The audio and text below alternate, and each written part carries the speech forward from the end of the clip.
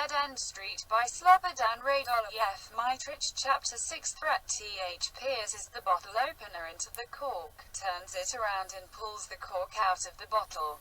A few drops of red French wine spill on the ground. Sorry, Aisha puts 2 crystal glasses on the table. No problem, she says. This is not my room anyway. H pours the wine into the glasses and then raises his glass. Let's toast to a better future. Aisha raises her glass. On a better future. Both empty their glass in one gulp. H fills the glass again. It was not enough for them to take you away from your beloved, he says. Now they threaten you too, Aisha sighs. But we knew beforehand that my fellow believers would not leave me alone. Believe me, I did not expect that those born and raised in the Netherlands would be so primitive. So even for domesticated goat fuckers, a woman means nothing. Aisha spreads her arms. Ah, my dear Theo. It is impossible to explain to my fellow believers that men and women are in every way equivalent to each other, no matter to which religion they belong. When they find each other in love, 2 bodies merge into one soul. You can see that only Islam forbids that. You're partly right, Aisha is taken aback. Partially, H notices her reluctance and gives her a pat on her hand. I think this happens not only among Muslims, H. Yes, even among Christians, and not to mention the Jews. This was recently the case. Others decide with whom you could marry or not. I have my own theory about why things in the world happens as they do. The film, Submission, is met with great dissatisfaction in the Islamic world, in the Netherlands as well in the rest of the world. Death threats against the MP of the Dutch Liberal Party, Aisha, and the director of the film begin to pile up. H refuses any kind of protection. But he has nothing against police protection for the heroine of his film. At night, Aisha does not sleep in her own apartment. The General Intelligence and Security Service decides that Aisha should go to a secret location. A special police unit is given the task to guard her day and night. Of course, her director is allowed to visit her. In this way, they have plenty of time to talk to each other at night. Aisha looks curiously at Theo. I'm curious. You don't need to listen to me. But I'm going to tell you anyway. This world is the second step on the ladder to perfection. We all come from the first stage in the race to eternity. In the first stage, when we are conceived in a natural way, at least because many still believe that they are brought by the stork, we have managed to show us because we were quick and took no notice of the snake, our co-swimmer, who aspired to the same goal. And we know what happened to all the other snakes when we won that race. The uterus suffocated them. H takes her hand. Look.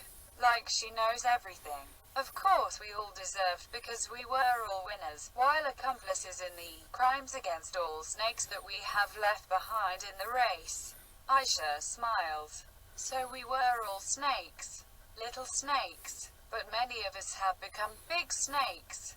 Ha ha ha. H let go of her hand. Moving ahead into this new stage, it still is in our genes. We all know that if we are not the first, we will be destroyed. Thus we behave towards each other like that in this long race. We believe that our experience of the first fight should also be applied in this new world, because we all know that this is just a temporary stage, and that eternal life will follow if we win this marathon. Only this marathon, not a physical race, but a spiritual one. Aisha nods. Training. Yes, exactly. Only those who successfully overcome all physical obstacles have access to the eternal spiritual world. Those who win this marathon become gods.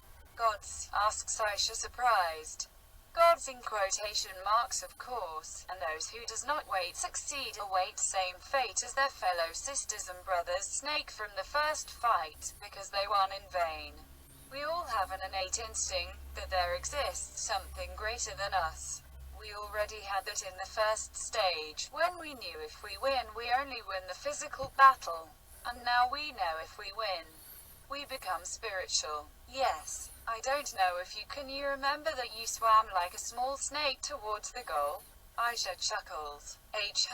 No, I don't remember. And are you? Quote. Theo now makes a joke. Of course I can remember everything. Ha ha ha. H takes a sip of wine and goes on. But I think that in your marathon there were many wise noses who advised you to not rush. Some told you on the road that they are priests or scholars, and that they know better than you what to expect, but you didn't listen to them, and that is why you won. Otherwise I would not have been able to have this conversation with you, don't you think so? Absolutely true. Aisha grabs her glass and slowly sips the wine. Theo continues. In the second stage it is the same story again. This is a battle of champions against champions, because we were all the first, isn't it? Aisha put her empty glass back on the table. That's for sure. H quickly empties his glass and fills both glasses again to the brim. And again those who know better than others enter the game. They claim that someone from the spiritual world has given them that right. They sprinkle you with water or cut your foreskin off. Quote, or your clitoris. Unfortunately in your case, they say they watch over your life, and if you listen to them, you will receive eternal life. Aisha raises both glasses. She offers one to her speaking partner. Beautiful, isn't it? H takes a hold of the glass of wine. So it is, dear Aisha. You will have eternal life if you don't listen to me. But only to your innate instinct, and follow the voice that whispers to you while others don't hear it. Does this rule apply to everything? Absolutely. Only here. At least I claim that, but nobody has to listen to me if he doesn't want to. Seriously speaks the same voice of the same spirit of the third stage in the race for eternity, and then no one in particular needs any interpretation from his fellow runner. We are all equal runners here, and no one knows more or less than the rest of us. Aisha put her glass on the table. But many will wonder how those who were born without organs or on the road, a lost few, will achieve their goals. H stands up with the glass in his hand. That's only asked by those who are not aware of this race. Because this marathon is only a spiritual, not physical. The body has been given to us so we can more easily perfect our minds, but those who, for whatever reason, do not have a complete body, are in no way less worth than those that are complete.